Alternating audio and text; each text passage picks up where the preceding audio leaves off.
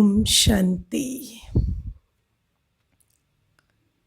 Let's sit in meditation for some time.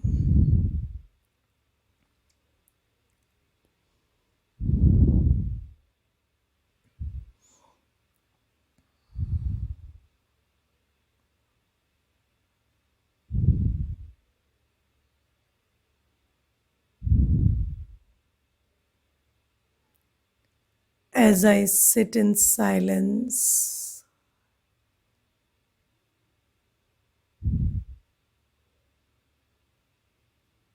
I see this body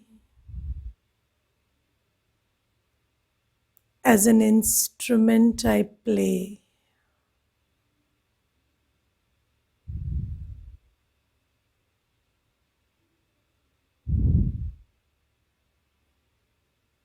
I, the soul, am the musician playing this instrument all day.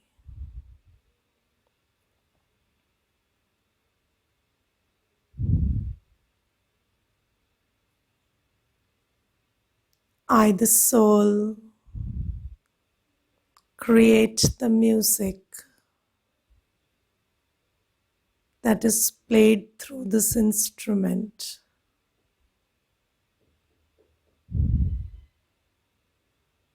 I create the words that come out as voice from the mouth.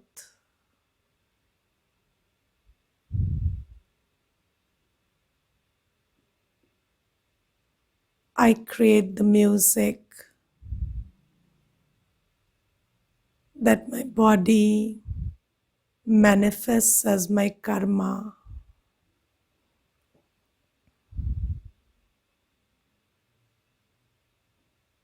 I am the player. I am the one using the instrument. Let me for some time detach from the instrument, not play it for some time, and just sit with myself. I leave the instrument aside and I sit with myself. I, the soul. This is a quiet moment where I am with myself, with my peace, with my purity.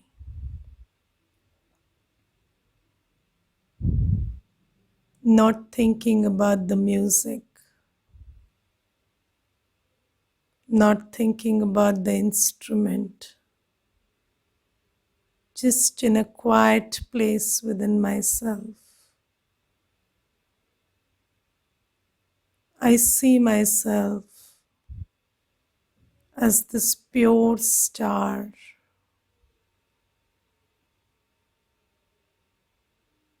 surrounded by this vibration of purity that is my own creation. Just sit a few moments with yourself, with the pure, peaceful being that you are.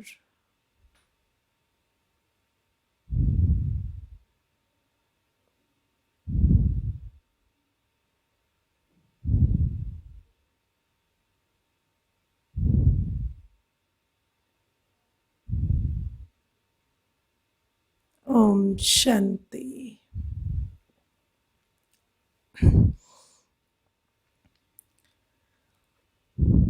So there was this word Om in in the song today that was playing. And Om means I am. And when we say Om Shanti, it means I am peace. And then who says Om? It is the soul that says Om, because the soul is peace. Everything else around you is not peace.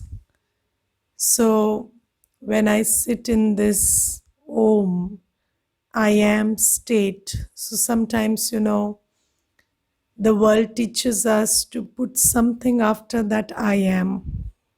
So I am rich, poor, tall, short, ugly, beautiful, literate, illiterate, educated, uneducated, employed, unemployed, or Hindu, Muslim, whatever. But Baba tells us that I am is all there is to it. There is no need to add anything after that I am. And you should know I am stands for I am peace, I am purity, and sometimes just receding to the state of I am and the absolute entity that I am, the peaceful, pure, complete self that I am, which is not based on anything external, is what we need to experience from time to time. So, this is about it. Now, today I want to talk about, I have been telling you that Shiv Baba, or the supreme point of light, God, comes at the end of whenever all the souls have descended on earth and the population has sufficiently grown and the misery has also grown with the population. So, there is this law of entropy, and the law of entropy says that everything moves from an organized to a disorganized state with time. So you can see, in very simple language, everything gets old with time. Everything loses its energy with time. So we can see that slowly and gradually in this whole world, there is this disintegrating energy, and everything is getting older and older. And this law of entropy ensures that you don't need to make any effort to make something old. So you buy a new house and 10 years it takes to get old. So you don't need to do anything per se to bring something in a disintegrated state, so it reaches that state on its own. So according to this law, we change from, an organized, a powerful, a low entropy to a high entropy very gradually with time. So right now, the whole world is in a state of high entropy, and here there is lot of disintegrating energy all around. Now you need somebody to reverse this. So there has to be somebody who pulls us out of this. Now, how is the world pulled out of this? So you see, everybody wants a new world, a better world these days. But then how do you create a new world with old consciousness? So there is a very good saying, if you do what you have always done, you get what you have always got. And we are not, either we are continuing doing what we have always done, or we are doing worse day by day. So if you see so when I say doing, it doesn't only mean what we do with the hands and the body. Whatever we do in the mind, through our words, through this body, everything is a deed, everything is karma. And if you see the quality of thoughts that we are creating, or the quality of our words, so do we speak to each other in a loving, or a manner that generates hope and faith and fearlessness and confidence? Or are we speaking to each other? And whenever, these days somebody calls, you say, don't know what is going to happen, and I'm really not sure, and these days you can't plan, and things are going very unexpectedly, they are behaving, there is so much of uncertainty. So the vibration of the words that we speak, the vibration of the thoughts that we are creating, and any karma that we are doing is also filled with that vibration, low vibration, either of fear or anger or hatred or disappointment or such other stuff. So we are not so we are gradually adding to the negativity of the world every second, if you see, right? And then we are distracting ourselves with Netflix or with other stuff, and then in that distraction also, what you do is you feed in more and more of that same stuff into yourself. So again, there is violence, and there is lust, and there is fear, and there are other stuff which you're filling yourself with, or desire, or ego, or something else.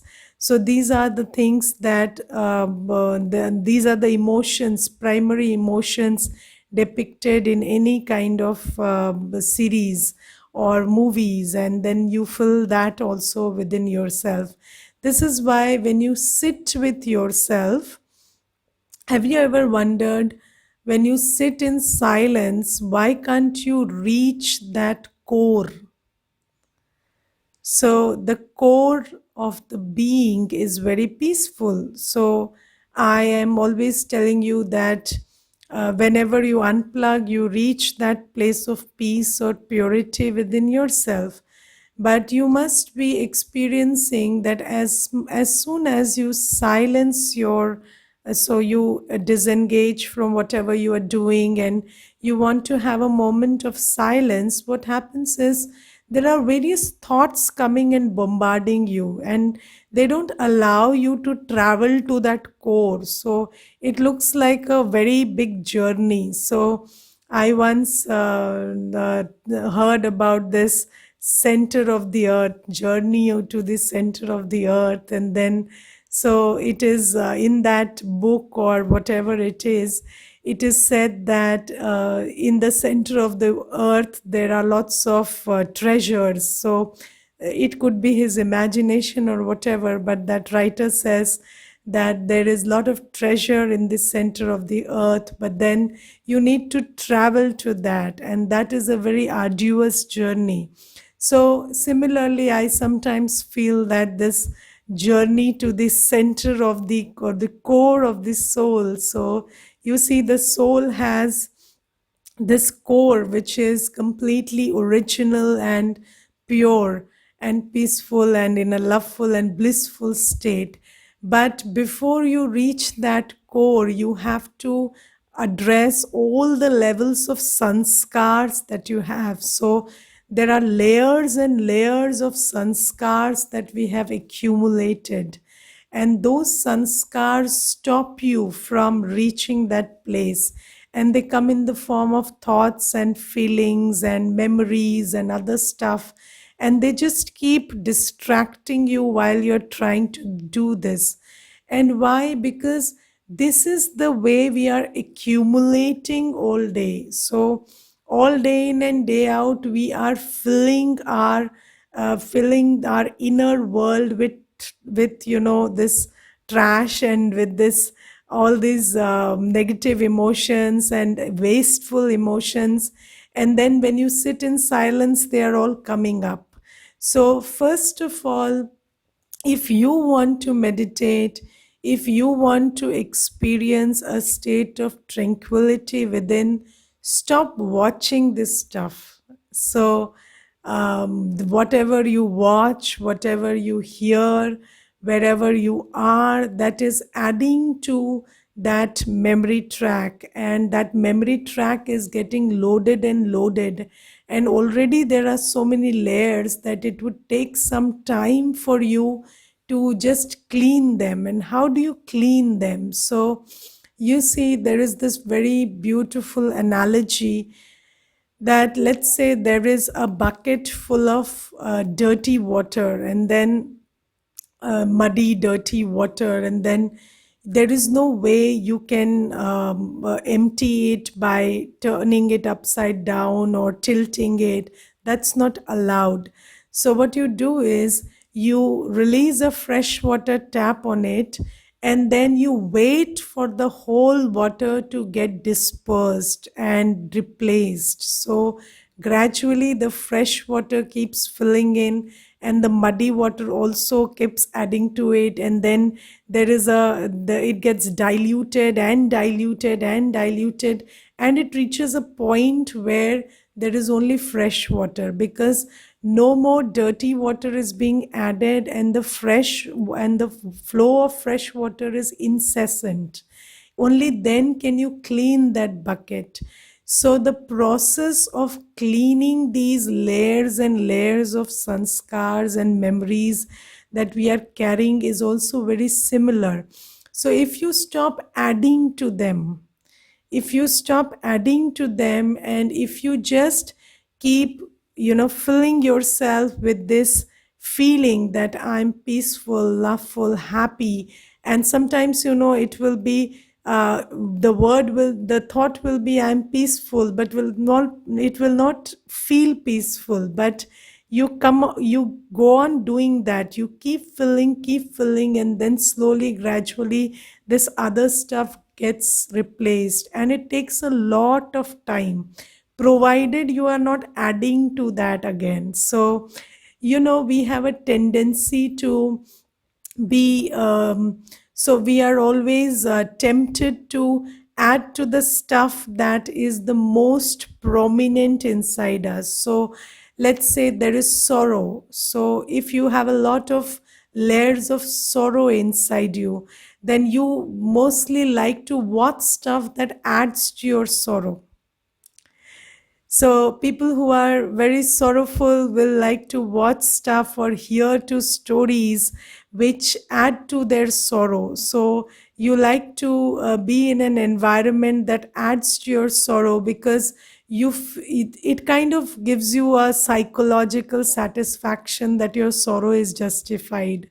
So when you see other people's sorrow, and you say I identify with it, so you are basically justifying the sorrow you are carrying. But according to the wisdom that we are receiving right now, you are taking sorrow is a sin. So you have committed that sin, and then you are encouraging or supporting another one mentally for accumulating that same sin. So Baba says this is not what you need to do. Or if there is anger in somebody, then they would always like to watch or hear stuff that justifies anger, and they like to see a play or a movie where there is a lot of violence, and then that violence is portrayed as being right, and then they kind of justify their own anger seeing it.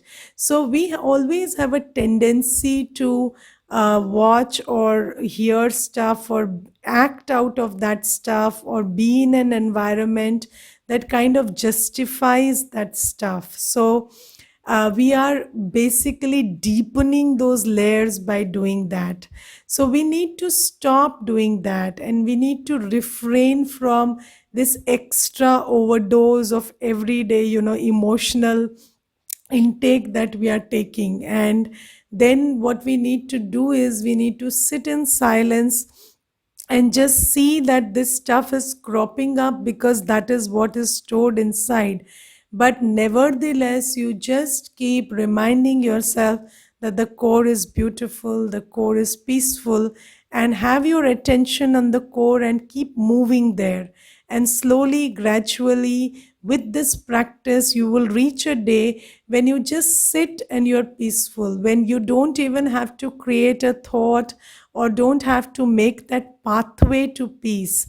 You sit and you're connected to your inner peace. You sit and you're connected to your purity. So, this is the way it goes. Now, you see, until and unless this changes, then whatever we do, whatever we are attracted to, won't change. And our karma is creating the collective consciousness out of which this whole world is continuously created and recreated. So I told you, God doesn't operate the world, God doesn't create the world. It is our own collective consciousness which is responsible for this state of world. Now, if the world needs to change, our consciousness needs to shift. But our consciousness is like the cage we are in. So we can't see beyond our consciousness. So if so my consciousness is actually creating my perception. So how can I see beyond what I can't see? So that is where the whole paradox lies. So I am caged by my own consciousness. I am limited by my own consciousness.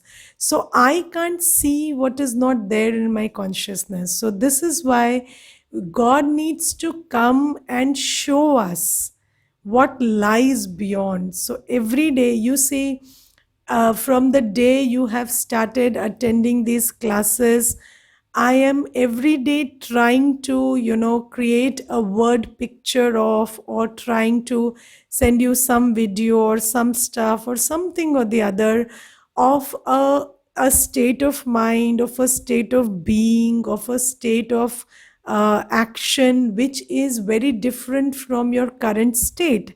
And then it takes a lot of maneuvering to pull a present consciousness into that state. So who is it that is going to make that whole effort? So that person has to be in soul consciousness. That entity himself has to be pure and untainted, and that entity has to be in that higher consciousness, and that entity has to make that much of effort for us. So it's not easy. You see, I once wanted to learn a language, and then I was very inconsistent. So one day I would go for the class, and next day I would not go for the class, and the third day I would be late for class, and then the teacher gave up on me. So and then, for 5 to 6 days I had the courage to go and approach the teacher and beg and plead that you please teach me. But then after 5 to 6 days, when the teacher gave up on me, and I had already given up on myself, so that process stopped. So then I felt that I can never learn a language, because this is how it is going, and I lost faith in myself. So there is a very good saying that God is the only one who doesn't give up on you when you give up on yourself, and there is nobody else who will persist with you when you give up on yourself. Nobody. So when you are making the effort, then yes, there will be people, and those people will also be the nice ones around you who won't give up on you when you are not giving up on yourself. But if you give up on yourself, then nobody persists, or nobody takes charge of you, but it is God. So even if you come late, or you miss a session or something, God never says you can't attend another session, or you have to stop this spiritual study, or you are not eligible. So I have been a student for 12 years, and God has made me a better and better student every day by having that faith that I didn't have in myself. So this is something that only God does. So God is in that higher consciousness, and God is the higher consciousness, because he never gets into low consciousness, because he doesn't come into this cycle of birth and death. And B, he makes this effort. So this is why, everybody says the last resort is God, so God will handle it, or God will do it for me when nobody else does it, because he's the one who does that work for us every cycle. Now what I mean by every cycle, we will understand later, but this is the role of God. Now how does God play this role? So how does God teach us this knowledge, or how does God talk to us and every day pull us into that different state? So we are living in this material consciousness, and then there is this spiritual consciousness, or the dimension where you are just a soul and everybody is just a soul, and the rest, everything that is created is just conditioning. So but you need somebody to daily remind you and daily pull you into that. And it is a very, very, what do you say, it's a very consistent process. So you can't expect to attend a class in a week, or so there is so basically there is no holiday on a Sunday also in centers. So I give you a break on Sunday, but I make sure to give you some stuff to think about or something, because God knows that we are in such a state that we need everyday conditioning. If God does leaves us for one day, we get that whole, those layers become active and they start doing that work. So, how does God do this? So, now you have to understand that God adopts a very unique process, which is Parkaya Pravesh. So, what is Parkaya Pravesh? Parkaya Pravesh means he enters another person's body. So it's not like he inspires somebody, because this kind of thing cannot be inspired. I told you that we are caged by our consciousness. So you can't inspire somebody to look beyond your consciousness. You have to actually speak very clearly and loudly for several years for that consciousness to actually get it and start training itself. So God enters a body, and that body belongs to another soul.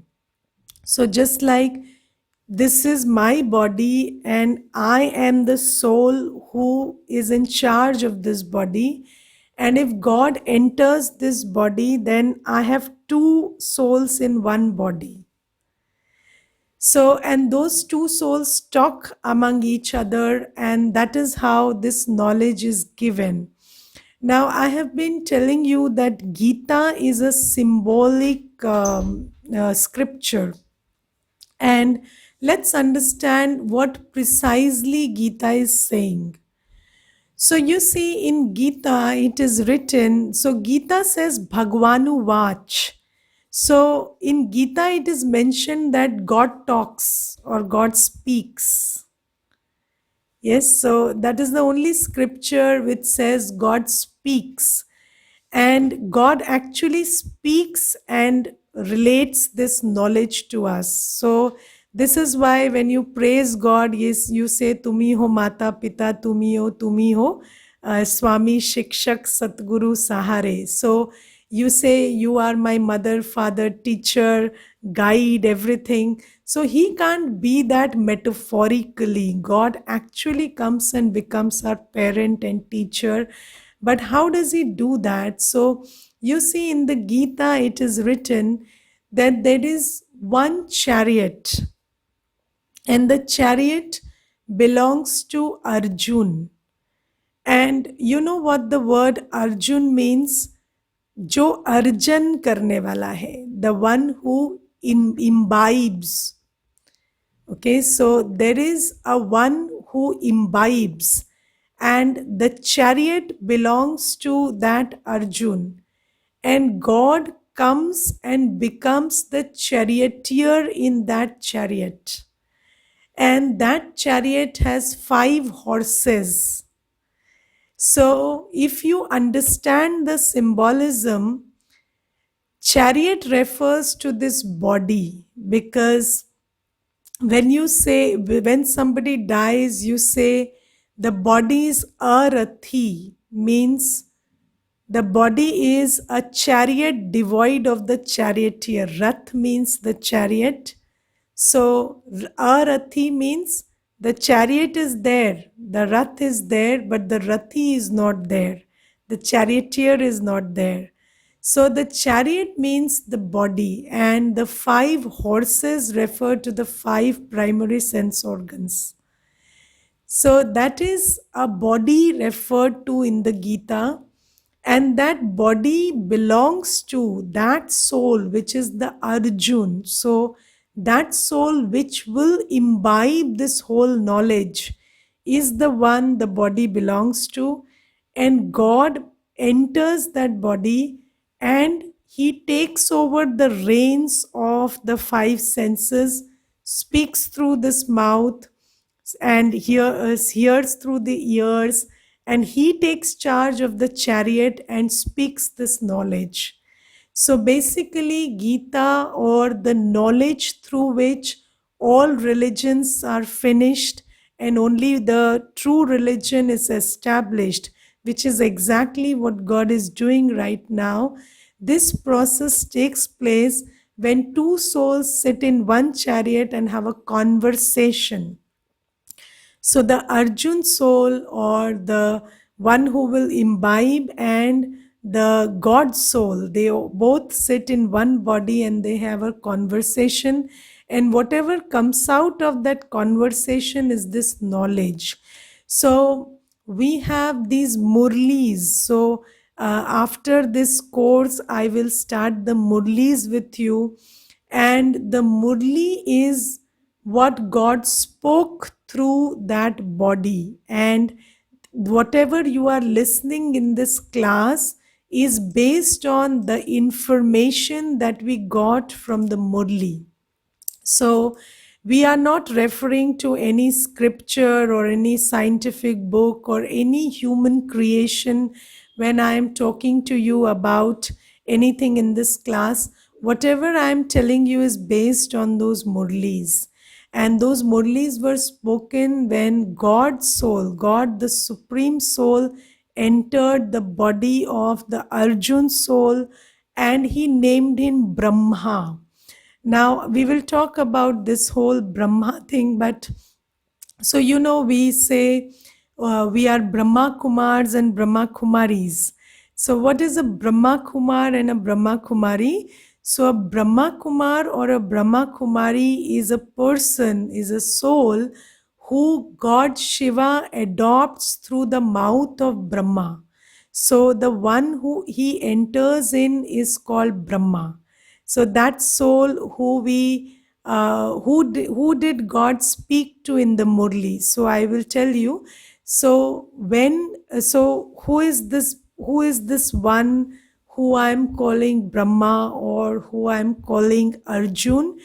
He is a person who lived in Sindh, Hyderabad, which is now in Pakistan. So in 1936, when India was undivided, at that time there was this person, Dada Lekhraj, and Dada Lekhraj lived in Sindh, Hyderabad, which was in Pakistan. And then when God entered this body, then Dada started doing a satsang, and in and around the people who lived there, in and around him, used to attend that, and God started speaking through his mouth in those satsangs. And you know what was the beauty of those satsangs?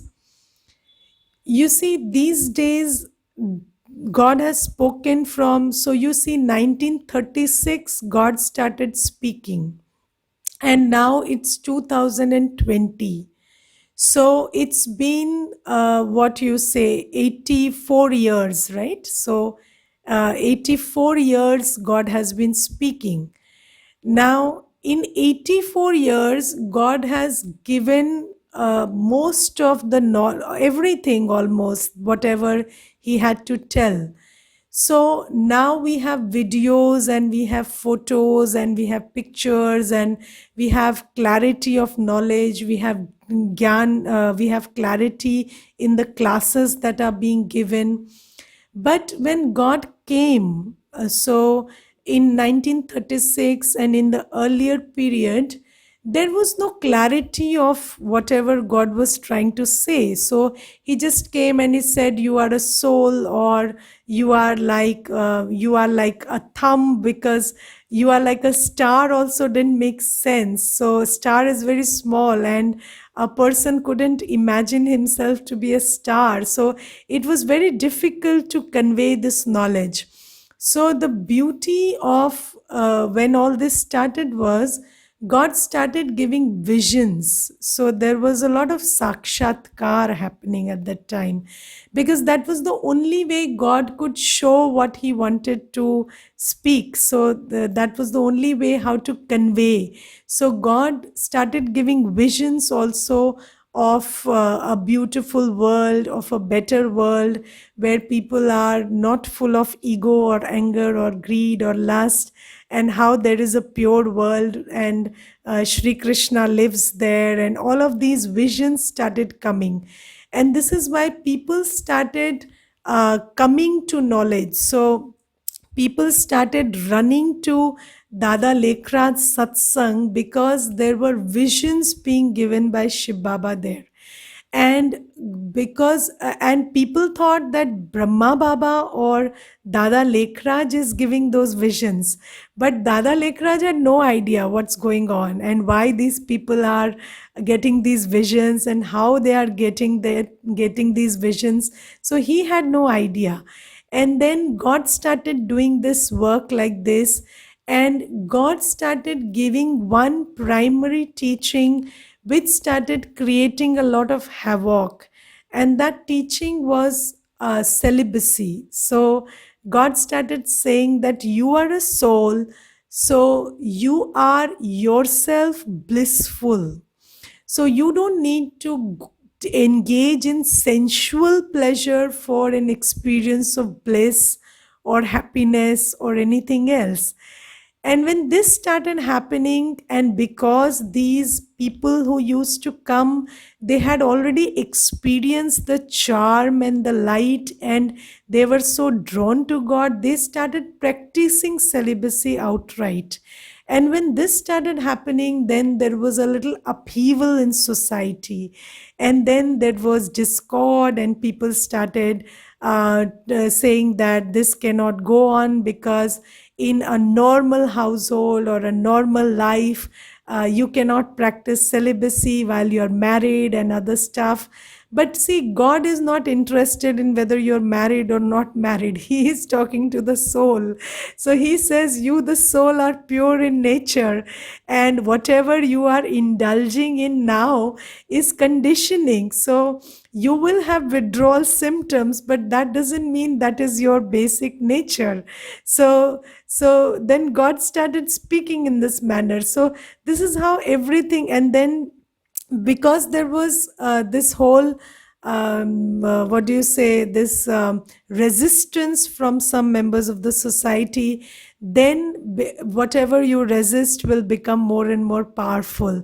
So then people started coming more and more, and then today you see, after these 84 years, so God has his centers in 140 countries, and in 140 countries of the world there are centers, and wherever you go there is God's home, and this is a world university, and God has come to change the world, change consciousness. So then he has established centers in the whole world. So Murli is not a book. Murli is something that you get every day from Mount Abu. So it's a 3-page thing, and I will read it out to you after this session so you can have a look at that also. So, what I want you to understand today is that God descended into the body of Brahma. And why he named him Brahma is because you look at any religion in the world, religion talks about creation, and creation always takes place through two people. One is Paramatma and another is Brahma. So in Hinduism, you say Brahma ke dwara sthapana. So through Brahma. So who does it? So God Shiva does it through his instrument Brahma. And then you see in Islam that Brahma is called Adam. In Christianity, that Brahma is called Adam. But there is always a mention of one human who collaborates with God and does this work. And I will tell you some quotations from the Shiv Mahapuran. And I had never read the Shiv Mahapuran before I took this knowledge. And this Shiv Mahapuran incident is a very interesting one to me. I will relate that to you. So, when I had taken this knowledge and I had come to know that God Shiva is doing this work through Brahma Baba, and then I have become a Brahma Kumari, and I have taken this knowledge that God Shiva is giving through Brahma and all this stuff. After that, I once went to a temple, and I was trying to tell them about the soul and the Supreme Soul, and it was the month of Savan. So they were reading Shiv Mahapuran in that temple. So there was a group of women and men, and they were reading Shiv Mahapuran. So when they saw me, they assumed that I would be the right person to read it out to them. So they told me, Didi, when you are here, why don't you do this katha for us today? So I said, okay. So they handed me over the Shiv Mahapuran. And I was wondering, I have not read the Shiv Mahapuran. So what, and I came here to give God's knowledge, and then now I am in this place holding the Shiv Mahapuran. So, anyways, I surrendered to Baba and I just sat with it. And then when so they mark that page until which they have read the Puran, and then they pointed it out to me, and I had to read the next page.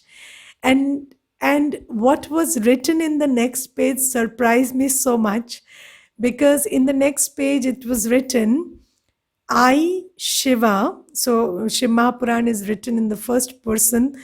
So in Hindi I read it, so I will speak it to you in Hindi and translate it then. So it was written, मैं शिव ब्रह्मा को सृष्टि के रचना की जिम्मेवारी सौंपता हूँ, और जब वो इस कार्य में असमर्थ रहते हैं तो स्वयं उनके ललाट में प्रवेश कर नई सृष्टि का निर्माण करता हूँ. So I Shiva instruct Brahma to create a new world, and when he is unable to do it on his own, I enter his forehead and I create the new world. And this is exactly what I know that God does. So God comes, and where the soul sits, God also sits and collaborates with the soul and creates the world. And it was such a wow moment for me. And then I just related the whole Gyan, and I introduced them to who Shiv Baba is and who Brahma Baba is and all that. And they were also very happy to know that. And there is a similar thing in Islam also. And Islam says, Adam ko khuda mat kaho, Adam khuda nahi, lekin khuda ke noor se Adam juda nahi. So Adam, or the first human, is not God, but the light of God enters that human. So this is the way creation takes place. So this is written in the scriptures, and this is what practically God does and how he creates the new world. So we must understand a little about creation here. So when we say creation, I told you that this world is never created, never destroyed, because all the three participants, souls, matter, and God, are eternal and imperishable. So, when we talk about creation, I told you that from low entropy to high entropy is very easy. According to the law of entropy, everything gets old. So, when we talk about creation, it means creating a new world from an old world by shifting consciousness. So we are not creating the world, we are creating Satyug. So now we are in Kaliyug, which is the age of low vibrations. And then from here, creating the new world based on new consciousness is what God does. God doesn't create from nothing, He renews from old to new. Okay, so and this takes place through Brahma, and I would like you to think about it and let it sink in. And tomorrow we will understand why this soul, why is this soul Arjun, and why are you who you are, and why am I who am I, and we are not changeable or interchangeable. We are who we are. Okay, so can you describe characteristics of soul? So, 7 qualities: knowledge, purity, peace, love, happiness, bliss, and power. Okay. So I want you to sit for 10 minutes. I will play a video, I will screen share, and you see that video. It has all that we have studied until now in video form. And then by watching that video, you will have clarity about how to conceptualize or visualize whatever I have been telling you. Okay, so just have 1 minute of patience and let me share the screen with you. My sweet children, you call me by many names: Ishwar, Allah, Shiva, Jehovah, God. You build temples, mosques, churches, and gurudwaras for me. You have written a number of epics and religious books. To reach me, you have prayed, worshipped, and performed penance. You have fought many wars in my name and sacrificed many things for me. Unfortunately, you could neither attain me nor reach me. Actually, before you try to understand me, you should understand yourself and realize who you are. Due to ignorance, you consider yourself to be a physical being, and therefore race, religion, color, language, and nationality have been differentiated by you. Unlike what you see yourself to be, you are not a perishable body. You are the indestructible soul residing at the center of the forehead that regulates the body. Therefore, experience yourself as a soul that performs actions using the physical body as a medium.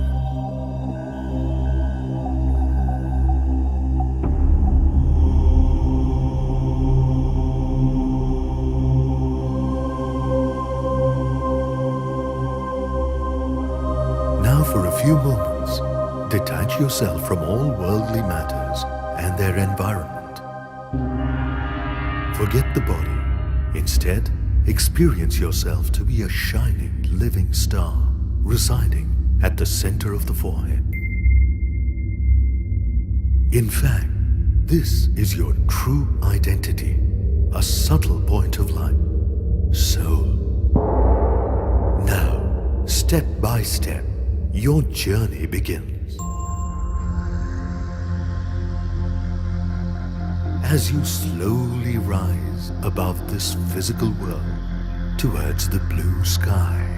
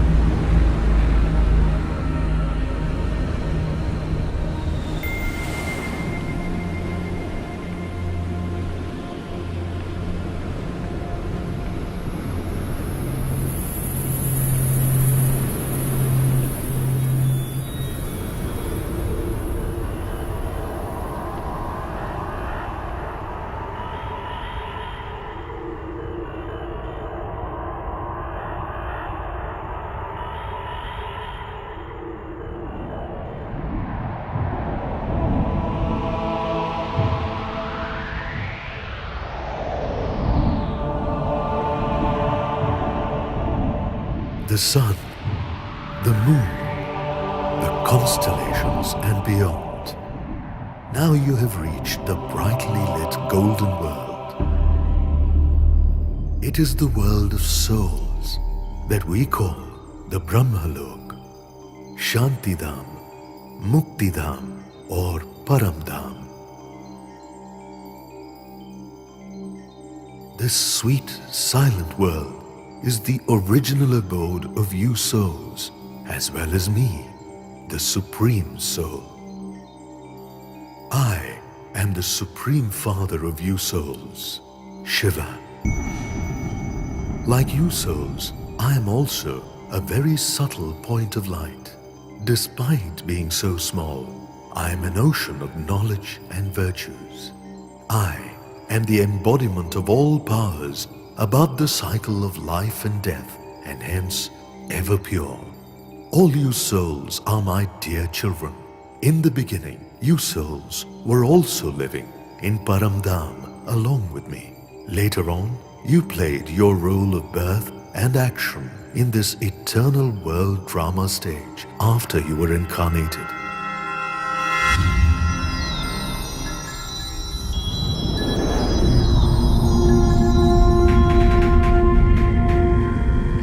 The eternal world, Satyug, Tretayug, Dwaparyug and Kaliyug is divided into these 4 ages.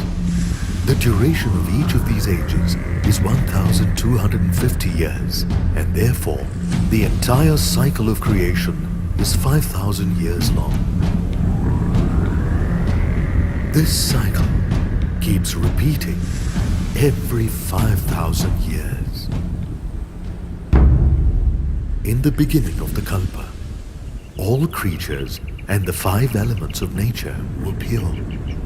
During that age, the world was filled with happiness, peace, and bliss. This was the period that was known as Golden Age and Silver Age,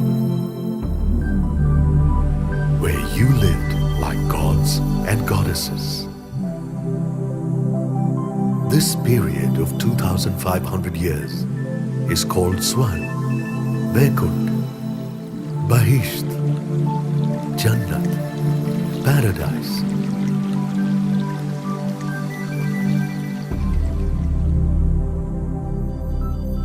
Satyug was ruled by Goddess Lakshmi and Lord Narayana steadfastly and perfectly. Thereafter, in the Treta Yuga, Goddess Sita and Lord Rama ruled.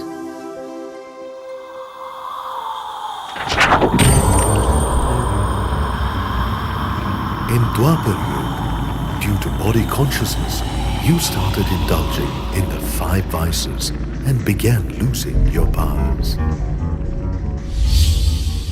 During this period, many religious leaders descended and established their religions. Initially, these religions were founded to unite the human race and guide them towards the right path. Now, in this Kaliyug, or the age of conflicts, the 5 vices have reached their peak. Therefore, all 5 elements are polluted, and you have been deprived of peace and happiness. Consequently, to get salvation from this swamp of sorrow, you have begun to seek me. Yada yada hi dharmasya glanirvhavati bharata abhyutthanam dharmasya tadatmanam srujamyaham paritranaya sadhunam vinashaya cha dushkrutam dharma sansthapanarthaya sambhavami yuge yuge. Whenever there is abuse of religion and increase in irreligiousness and unrighteousness, then to re-establish the right religion and a new world order, I reincarnate on this earth. This age of divine and holy reincarnation is called Sangam Yuga. The confluence of Kaliyug and Satyug is very benevolent. As narrated in the Gita, I have already incarnated in Bharat.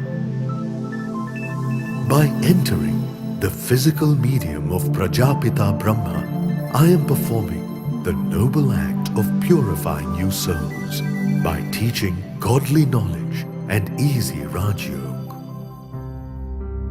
Now, forget your body and its relations, and with the awareness of the self as a soul, remember me, the Supreme Soul, your Supreme Father. This is Rajyoga, through which the sins of all your births will be burnt to ashes, thereby making you empowered and virtuous. Remember, the 5 elements of nature are awaiting this accomplishment of yours. My dear children, I am the one you are seeking for so many years. I am your eternal Father. Recognize me as I am and follow the path of my elevated guidance, so that in the forthcoming golden age, you will be able to get a great fortune for several births to come.